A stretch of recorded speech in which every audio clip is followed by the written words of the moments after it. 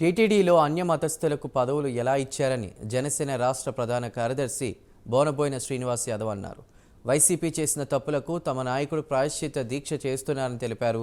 పవన్ దీక్షకు మద్దతుగా రేపు 111 మందితో గోరంట్లలో ఉన్నటువంటి ఆలయంలో పూజలు నిర్వహించి దీక్ష చేస్తామన్నారు.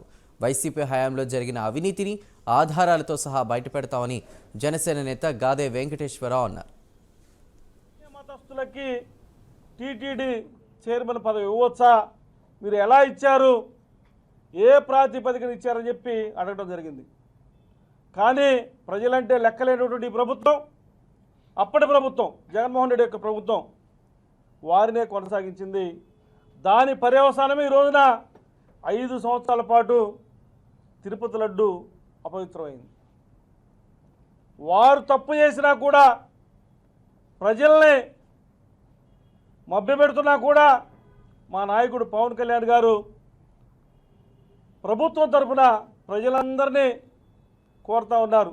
అందరూ కూడా మనం ప్రాయశ్చిత్త దీక్ష చేపట్టాలని ఆ దేవదేవుడిని కోరుకుంటూ ఆయన నిన్న ప్రాయశ్చిత్త దీక్ష చేపట్టడం జరిగింది. అంటే ఒక తప్పు జరిగింది, తెలుసో తెలియకో తప్పు జరిగింది, మనకు తెలియదు. ఆ రోజున గత ప్రభుత్వంలో ఉన్న జగన్మోహన్ రెడ్డి ప్రభుత్వంలో ఉన్నటువంటి ప్రతి అధికారికి, ప్రతి టీటీడీ బోర్డు మెంబర్కి, ప్రతి ఆ రోజు ఉన్నటువంటి చైర్మన్కి జగన్మోహన్ రెడ్డి మంత్రులతో సహా అందరికీ తెలిసిన విషయం.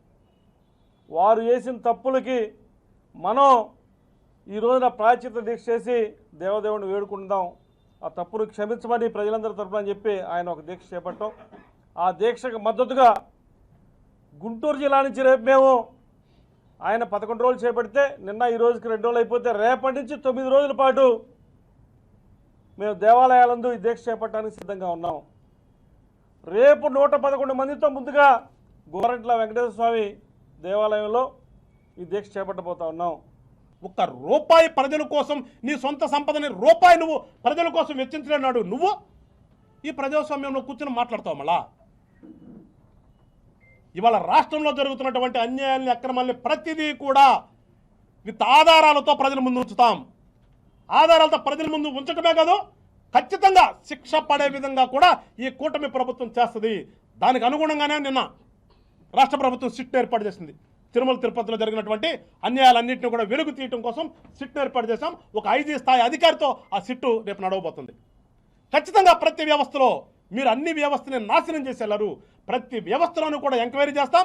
ఆ ఎంక్వైరీలో నీ తప్పిదాలు కనుక బయటకు వస్తే ఖచ్చితంగా మళ్ళా గుర్తుపెట్టుకో జగన్మోహన్ రెడ్డి గారు, నువ్వు గతంలో ఎక్కడ ఉండొచ్చావో అక్కడికి ఎల్లక తప్పదు.